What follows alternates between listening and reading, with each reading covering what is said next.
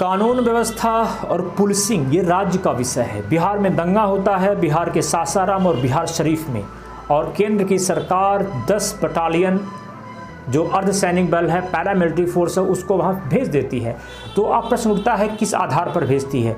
क्या केंद्रीय बल को भेजना जो संवैधानिक या जो संविधान का संघीय ढांचा है उसका उल्लंघन होता है? तो इस स्थिति को और स्पष्ट करने के लिए हमें संविधान के आर्टिकल 355 को पढ़ना पड़ेगा।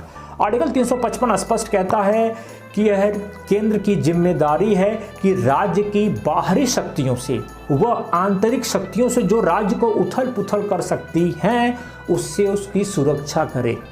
अब मान लेते हैं कि राज्य की जो आंतरिक शक्ति है, यानी जो उसकी पुलिसिंग व्यवस्था है, जो कानून व्यवस्था है, वो पूरी तरह से ध्वस्त हो चुकी है, जनधन की अपार हानि हो रही है, राज्य स्वयं के लिए खतरा है, साथ साथ देश के लिए भी खतरा उत्पन्न हो सकता है। तो ऐसी स्थिति में केंद्र सरकार के पास एक और आर्टिकल, यानी संविधान में हम एक और आर्टिकल देखते हैं जिस आर्टिकल का नाम है अनुच्छेद 356। इसके तहत केंद्र की सरकार उस राज्य में राष्ट्रपति शासन लगा देगी, और राष्ट्रपति शासन लगाने के बाद से जो वहाँ का जो राज्य की कार्यपालिका शक्ति है वो स्वतः सस्पेंड हो जाएगी और केंद्र अपने हाथ में सारी ड्यूटीज़ को ले लेगा।